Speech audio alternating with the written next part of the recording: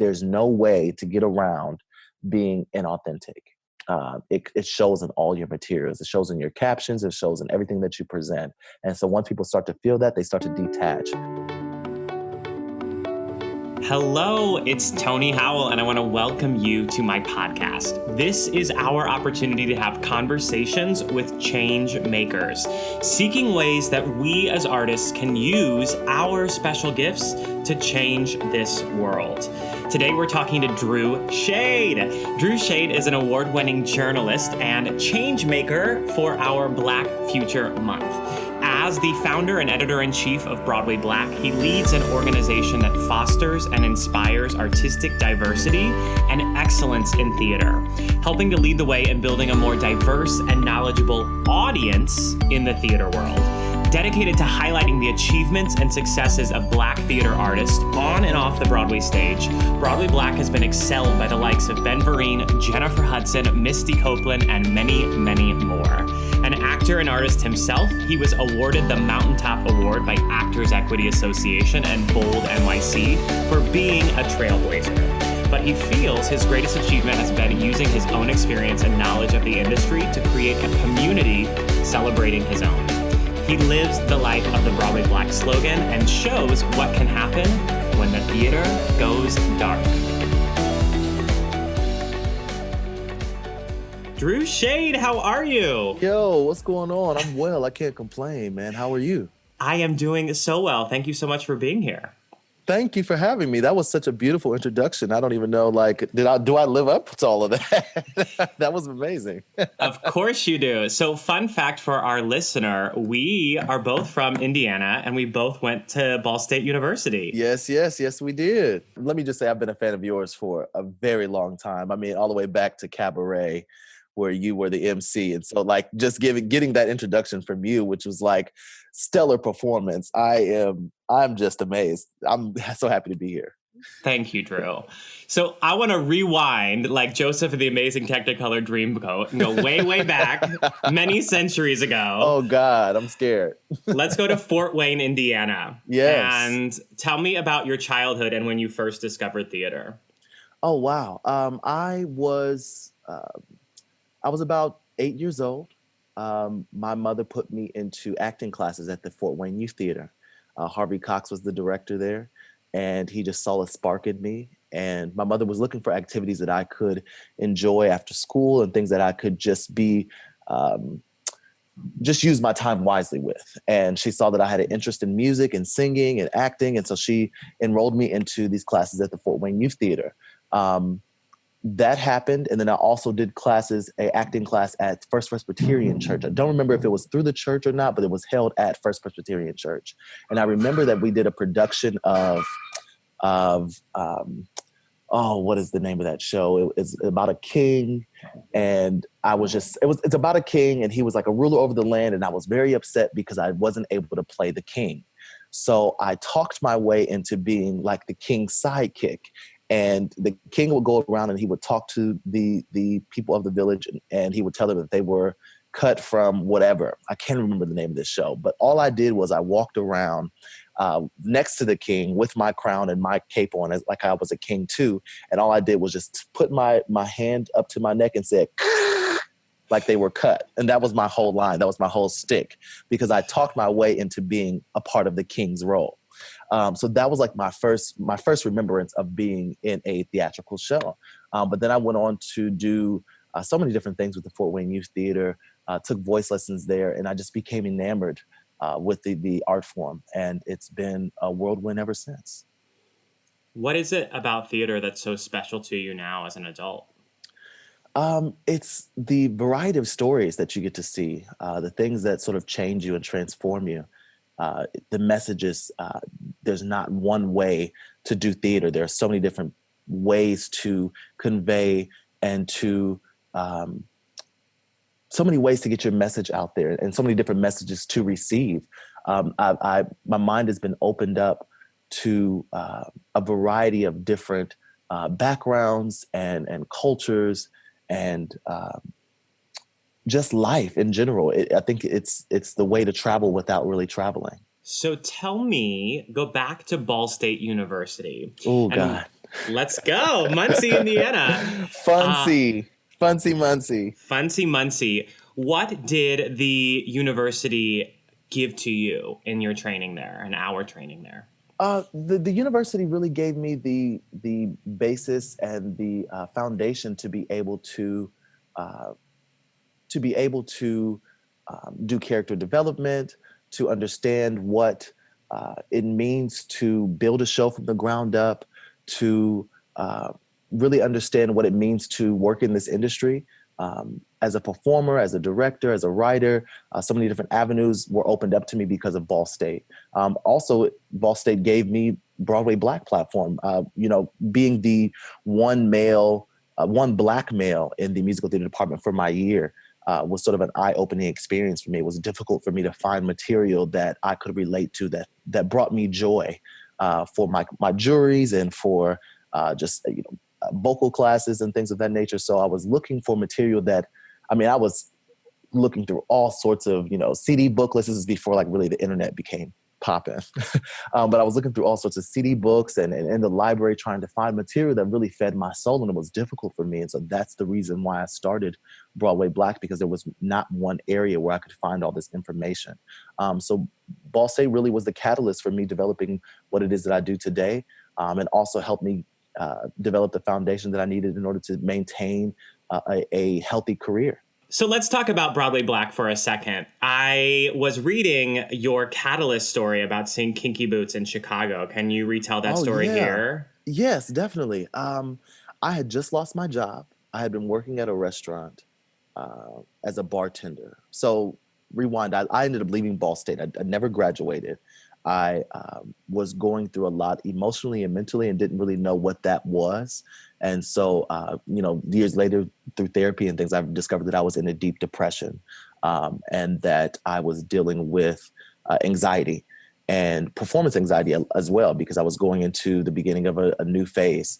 And so I ended up leaving my senior year and I went back home and I was working as funny enough, a college admissions assistant. I was a college admissions assistant for a few years, and then I just didn't want to do that anymore. And so I ended up bartending at a restaurant that I love, Baker Street, which the person that gave me my first job when I was 16 was the owner of this restaurant. So I was able to connect with him and work at this place.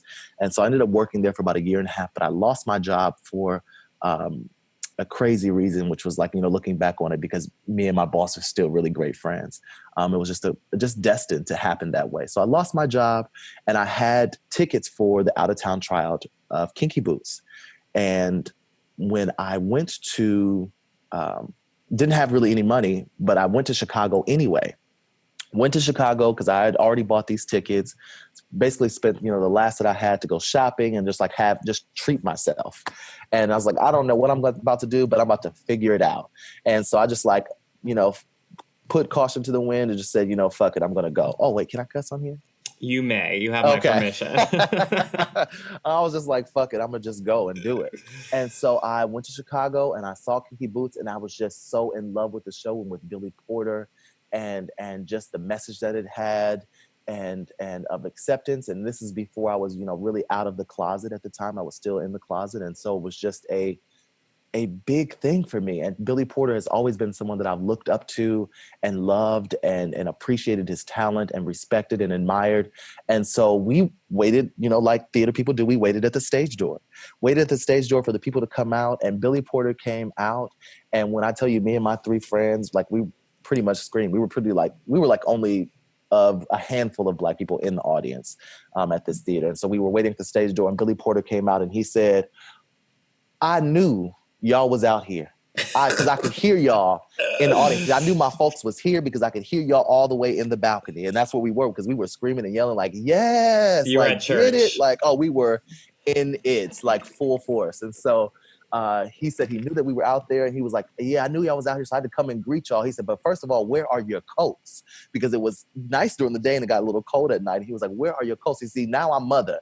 He was like, now I'm mother and y'all need to have your coats on. You need to be bundled up. And so we just began to talk and he just greeted us like he knew us for years. And, we walked with him and I just started telling him about this vision that I had for this company called Broadway Black and what I wanted to do and how I felt like I needed to be in New York. And he just looked at me plainly and said, if you feel like you need to be in New York, then you need to get there and you need to do it immediately. And literally that was the inspiration for me, that I went back home after, not having a job and trying to figure out how I'm going to start over. And I said, you know what? He's right. If I'm going to start over, I'm not going to do it here. I might as well do it in New York City. So I sold my furniture, I sold my car, I sold everything that I had. And within 2 weeks, I had picked up and I had moved to New York. And that was the beginning of something really special. Little would I know that a couple of months down the road and me starting this company and me getting into the scene of New York City, I would sneak into like opening night events and just show up and try to figure out how I can get in. And I would just do that and finesse my way and just smile and talk and look cute and finesse my way into opening night events. And I ended up at the opening night event of KINKY Boots on Broadway. And I sat down at a table and I didn't know where I was sitting at, but I was just trying to, blend in. And I sat down at the table, I had a little drink and I was just observing the scene and taking pictures. And sitting at this table was another young lady, and she looked over me. She said, "Hi, who are you?" And I said, "Oh, well, I'm Drew Shade. I'm not really, anybody. I'm a journalist. I run this platform called Broadway Black." She said, "I know Broadway Black. I read Broadway Black." I said, "Oh, you do?" Like, I'm thinking like she is lying. Like, she said, "Yes, of course I read Broadway Black. My brother is Broadway Black." I said, "Oh, who's your brother?" She said, "Billy Porter." And I said, Family table. Right. I said, "Oh my God, I'm sitting at Billy Porter's table." And so I ended up, meeting her, and her name was Eminem. Mary Martha is her name. And me and her became just really, really good Judies. Like, we just became really good friends that night. And I ended up walking out with her, carrying flowers, pushing her mother in a wheelchair, and talking with Billy Porter all over again. It was a full circle moment. And this was like maybe I had been in the city maybe 2 months at that point. And so it's just like I was destined to be here. So that's been about 6 years ago now. And so much has happened since then, but I'm forever grateful for that experience and the life that Billy Porter continues to put into the world, and the light that he, continuously shines on me, and the encouragement that he gives me. And it's just unreal. It's surreal, to be honest. Yeah. I want to rewind for a second. For the listener who is not in New York, or the newcomer to the industry who wants to move to LA or to New York, but is maybe a little bit nervous, what advice would you give them? Wow. The main thing I would say is have a plan. Have a plan, but know that your plan is never going to be perfect enough. There's never going to be the right time. You're never going to have the right amount of money.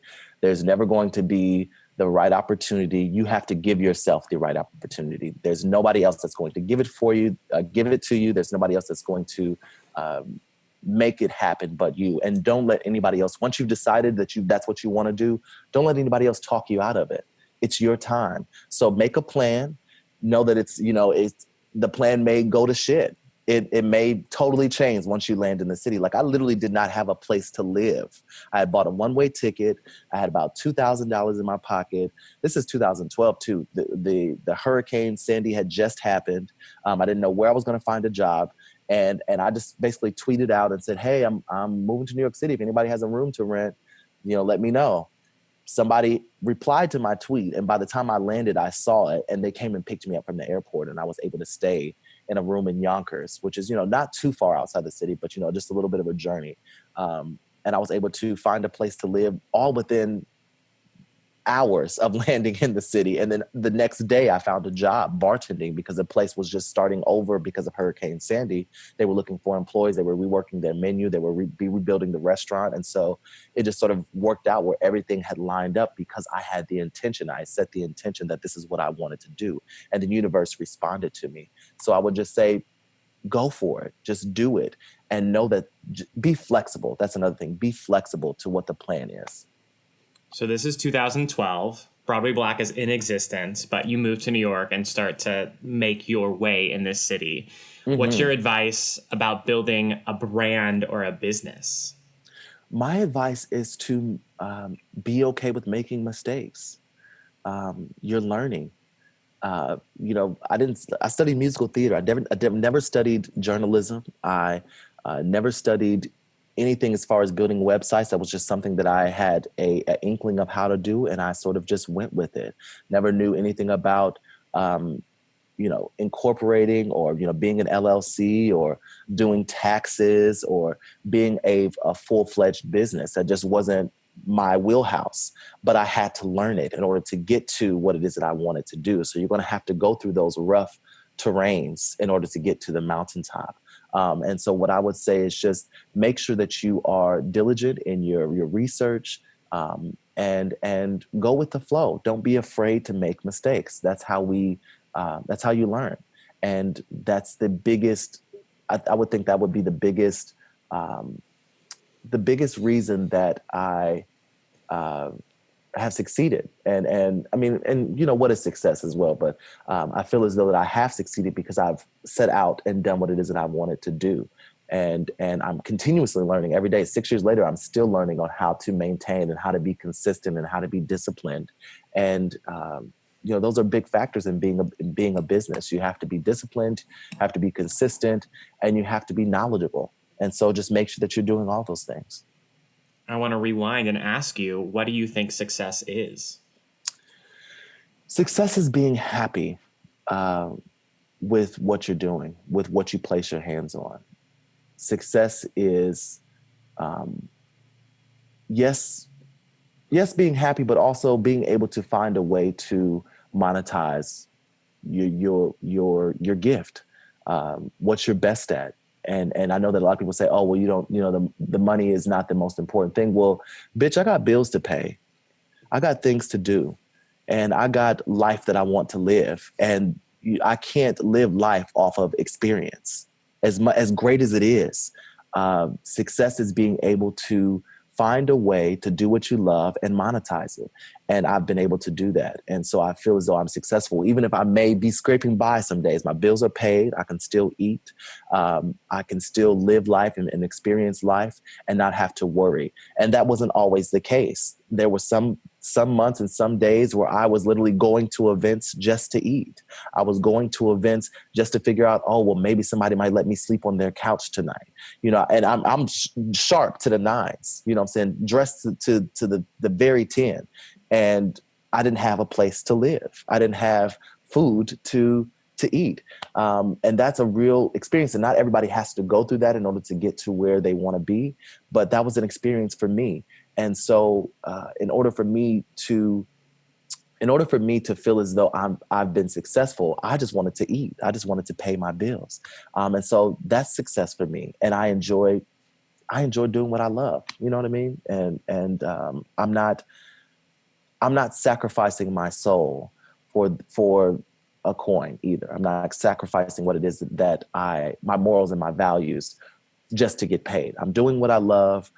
I am being adamant about where I stand in my morals and values, and I'm also able to make a coin. That's success.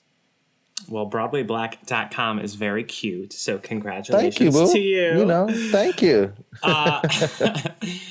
And it's interesting, I'll just reflect back in my own business journey and building a brand. There's often a duality to what people see, like what you're saying, showing up dressed to the 9s, the 10s. Mm-hmm. And this is also the world of social media versus sometimes reality. Do you want to speak on that? Yeah, but that's, social media this day and age has sort of given us a more insight to how the mirror can be flipped and how you can present one thing and on the other side of it, it's totally not the same. But back, in 2012, people didn't really understand that. And that's just now coming of age where people understand like, oh, everything that you see is not what's really going on. And that's just part of the business I've learned. At first, I used to be really bitter about it. Like, y'all don't get it. Y'all don't understand. Like, I've worked so hard and I'm doing this and I'm doing that, but nobody cares. Nobody really cares about that. Everybody's going through their own struggles. And people want to live in fantasy life and want to live in a fantasy world. And sometimes you have to provide that for them. Sometimes that's maybe your position to provide a fantasy for someone else. And maybe they don't want their bubble burst. Because they need that escape. You're providing an escape for people. And so in order for you to be able to be successful in presenting that image and that fantasy, sometimes you have to do the hard stuff, which is be an image, be a brand, and sort of push your real life to the back. And not necessarily saying that what you're presenting is not your real life, but just being particular about what you present.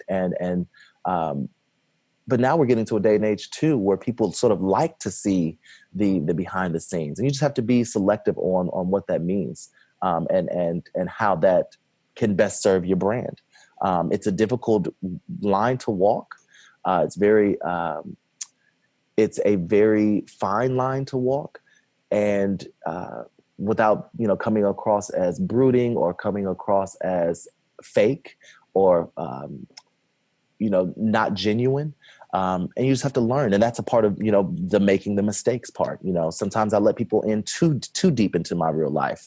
Sometimes you have to push them back. And so it's just learning what the balance is for you and what's healthy for you. It's not always healthy to let everybody into your mental space. So in a healthy way, Drew Shade, CEO, can you give us a little behind the scenes peek of what your day-to-day is like? Woo! That's ever changing. Right now I'm in a show at the National Black Theater called The First Deep Breath. And so I'm in rehearsals, throughout the days, pretty much, 10:30 to 6 o'clock.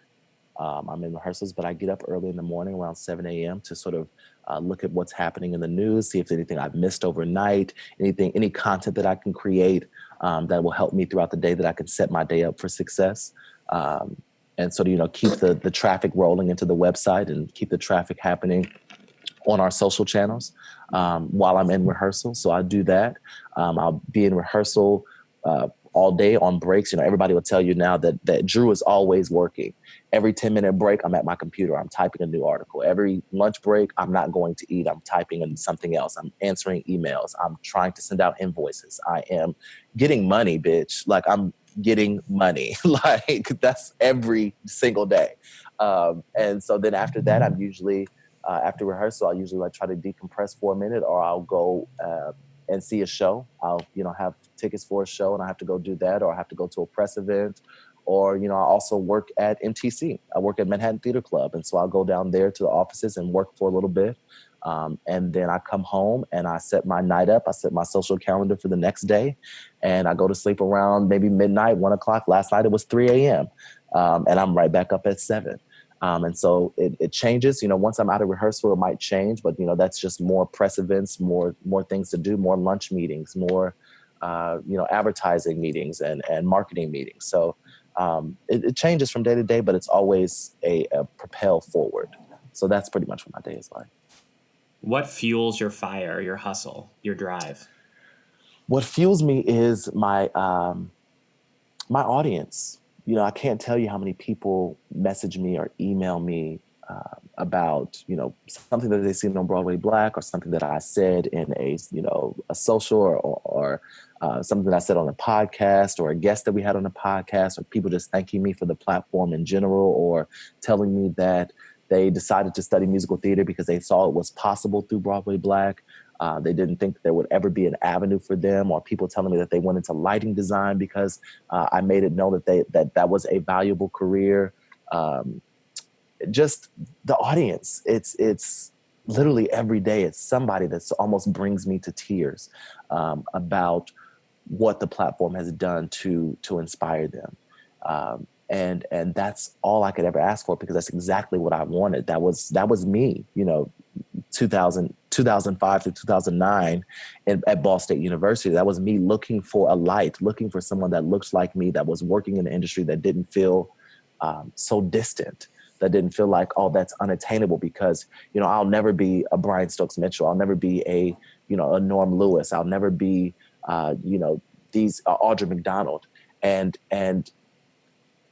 that was my mind frame then, but and I think that's because I didn't have the tangible access to it.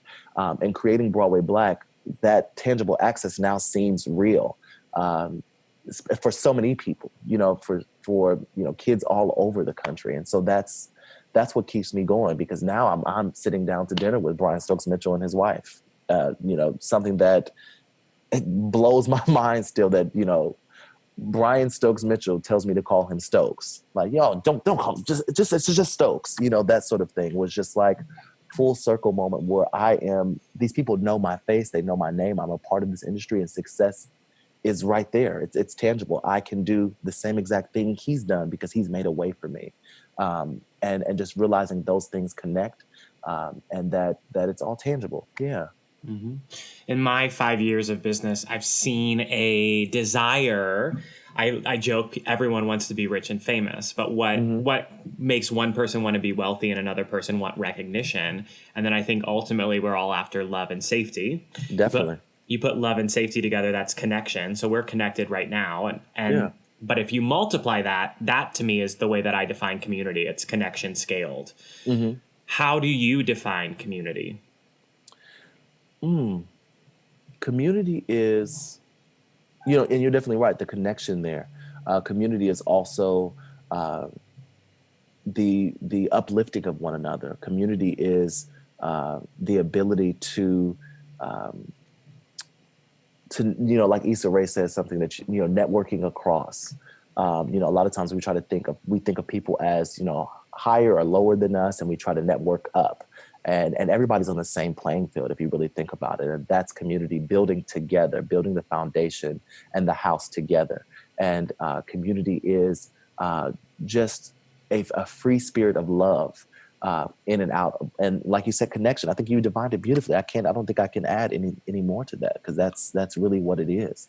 And sometimes it's difficult to see, who's in your community. But all you have to do is outreach your hand, and somebody's there usually to grab it. And not say usually, all the time, somebody's there to grab it. And you have to realize that your community may look different in your mind, but once you start to really look at who the community is, it may not be who you expect, but it's always the right person that you need. Before we get into warm fuzzies and darker places, what I'd love to ask about from a business sense for someone who wants to create a similar platform or community to Broadway Black, can you talk about some of the keys to success? I heard you mention metrics, and I think representation also matters, but what is your sort of, what has been crucial to the growth of your community? What's been crucial is being authentic to who I am. A lot of people have said to me, well, why don't you highlight, Latino Americans, or why don't you highlight, Asian Americans or other people of color? I don't know those communities. I know Black people because I'm a Black person, and not saying that I could not do that. But my focus is the highlighting of Black people, because that's the culture and the experience that I know, and me being authentic to that, and using my platform and my socials in a way that allow me to showcase that authenticity of being a Black man in the musical theater world, and in the theater world in general, has allowed people to attach to that. They gravitate towards that because it is authentic, because I use my own experience to build everything that I have. Every look, every post, every article is built around my experience and what brings me joy, what I feel as though allows me to smile, what makes my heart full, what gets me excited. Everything that I type and do literally makes me excited. Like, I cannot wait to press publish, and I cannot wait to send, or like, if I'm excited about it, then I know my audience will be excited about it. And so that's the biggest thing that I can say, is that you have to be excited about what you're doing. Once it becomes too daunting, once it becomes, a chore, then it's no longer going to feel authentic. It's no longer going to be what you want it to be. And people are going to read into that. They're going to see it. There's no way to get around being inauthentic.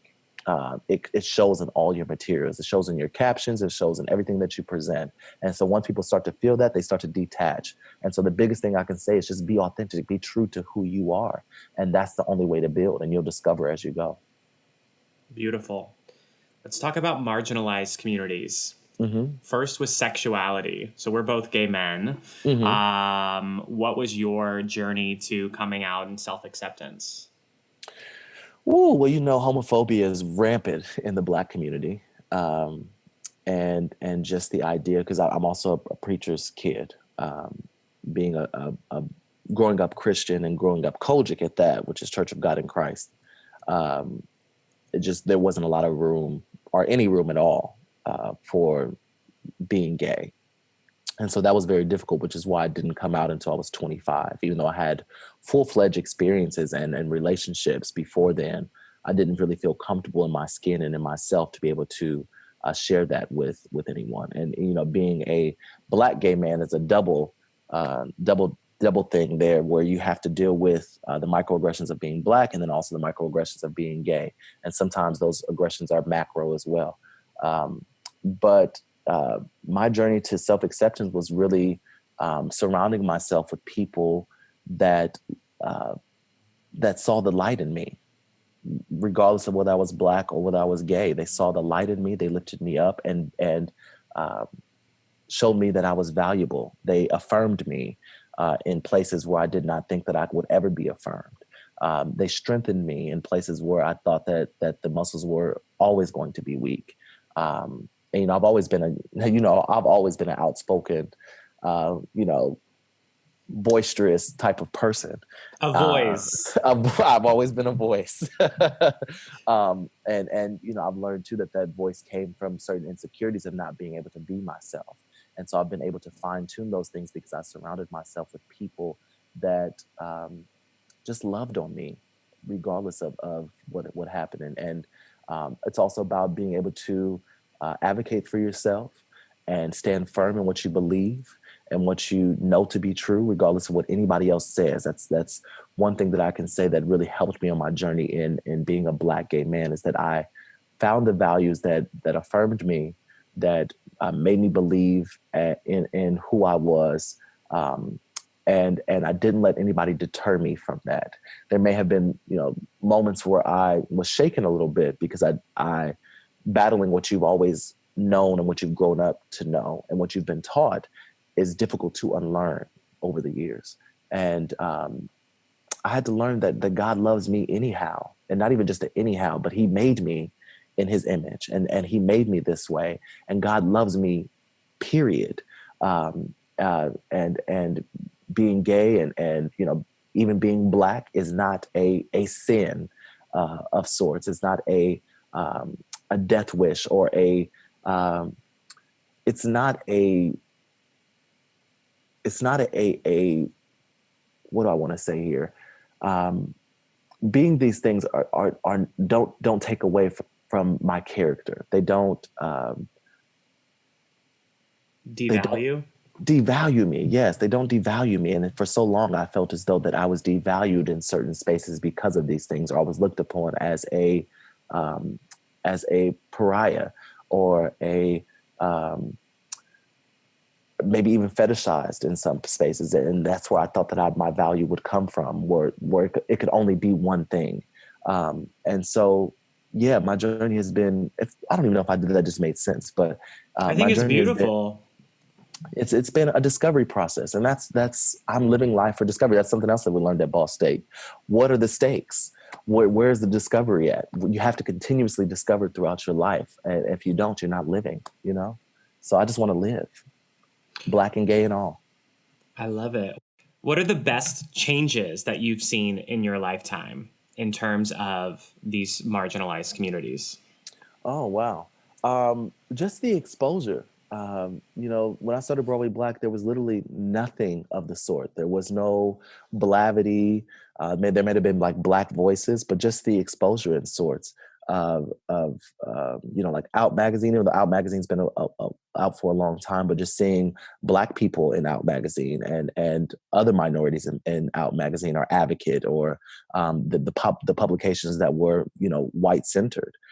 Even for a time, Playbill wasn't really doing are centering Black people or other minorities. Now that's almost a must. If we don't see it, now we're calling it out. So just the active voices from the minority community and the exposure is really great to see. I get excited about it all the time. For us to be celebrating each other in the theater spaces is amazing.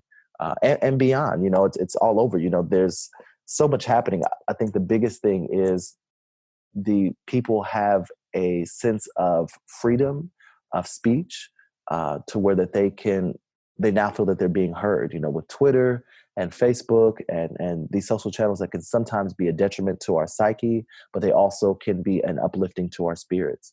And that's a beautiful thing. That's a beautiful change that I've seen. So I really thoroughly enjoy that and looking forward to the voices that come, in the years to come. I want to zoom in on social media and what you just said. What are some practical ways that you balance not being triggered negatively by post and then creating a more positive experience for yourself through these media platforms? That's very hard because I'm a type of person that doesn't like to be. I don't like to be.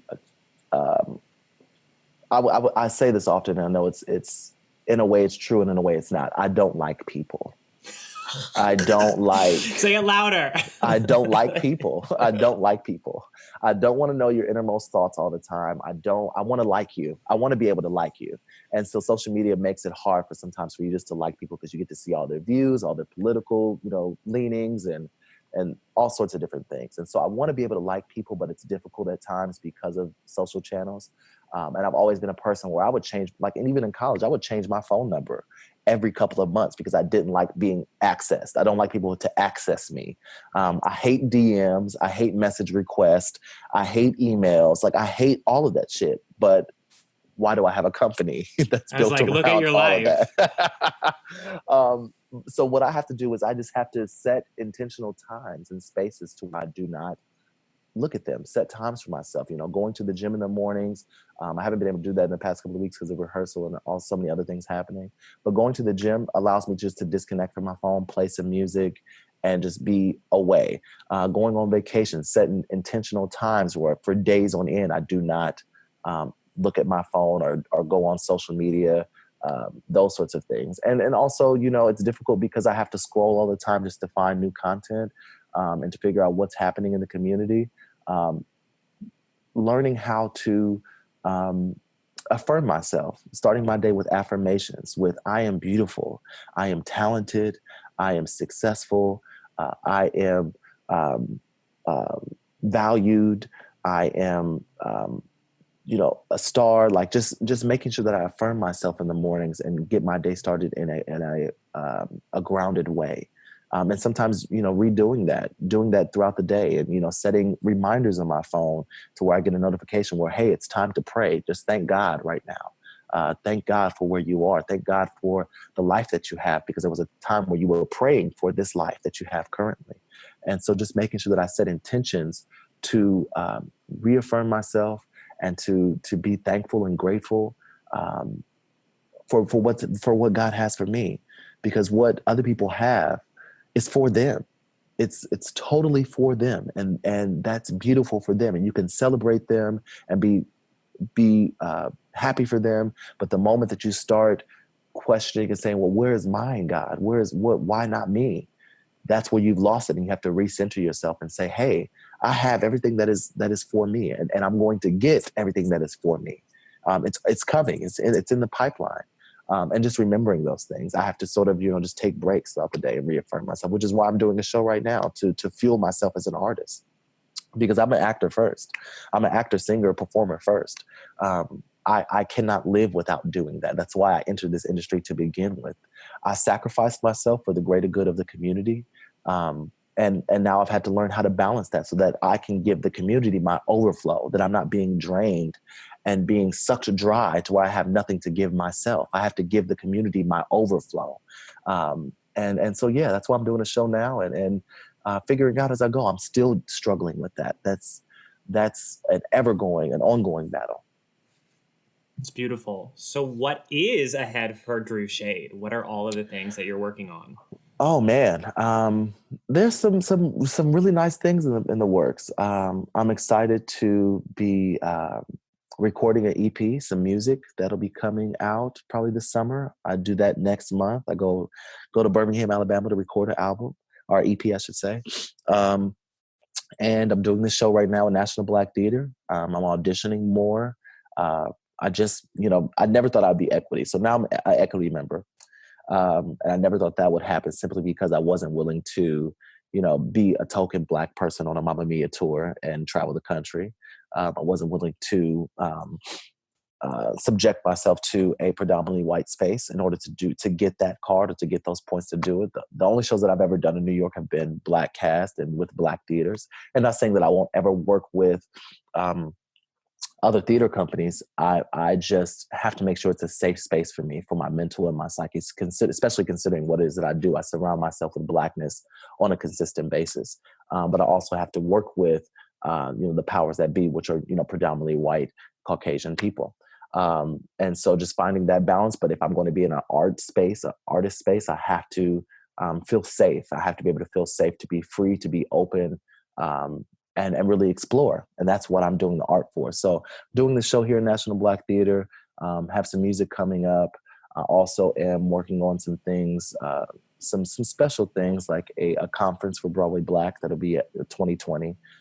So yeah, there's a lot of things in the pipeline. Getting ready for the Tonys right now because that's about to drain my whole entire life come May.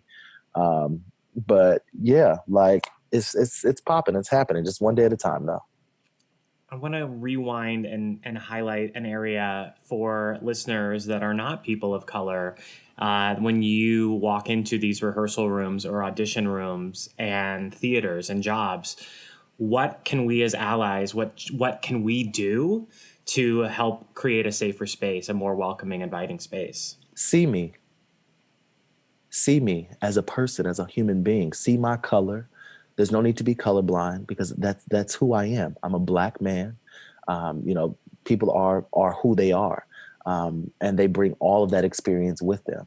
And it's not a don't pigeonhole me into what you think that experience is because you haven't lived it. See me for who I am, and also treat me as your equal. Treat me as though you would like to be treated. Simple as that. To be an ally, and if you see something that is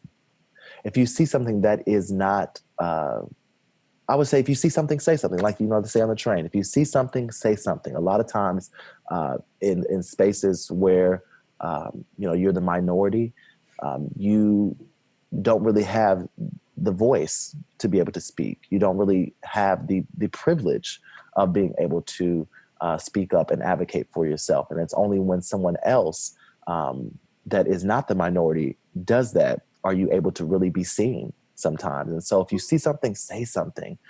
Be a voice for other people minorities, and believe us. Believe when we tell you our experiences. Don't try to say, don't try to negate or undervalue what it is that we experience.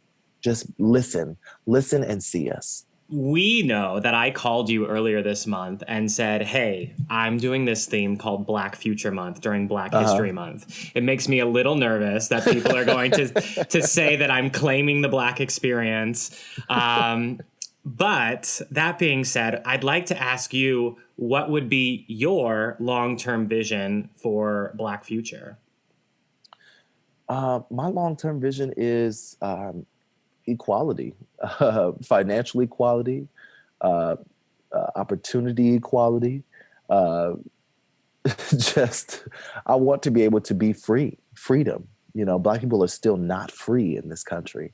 We still have to perform and be on edge and be observant of our surroundings, of the spaces that we're in. We still have to conform. I want to be Black as fuck all the time, free to be that and not be judged and not be critiqued by it. And I just want to be Black as fuck and free. I love it. Be Black as fuck. Yeah. So for people who want to connect with you more, Andrew, what are all the different ways to connect with you? Now, I just told you I don't like people. So well, I don't you're going to get hit with the DMs, the emails, the comments. No, you can connect with us on Broadway Black. All of our social channels are at Broadway Black. You can also, Facebook, Instagram, Twitter, YouTube. You can connect with me personally at Drew Shade on Instagram, on Facebook, on Twitter. I'm that Broadway nigga. So you can find me there. And email me if you have something that you definitely want to say or something that you need to contact me for. You can do that at contact@broadwayblack.com. Beautiful. Thank you so much for being here. No, thank you for having me, Tony. It's been a pleasure. I appreciate you so much.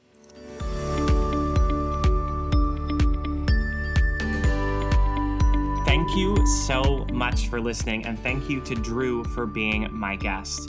I would absolutely love it if you would screenshot this episode and tag Drew Shade, letting him know how much this conversation meant to you. Even though he says he doesn't like it, you know he does.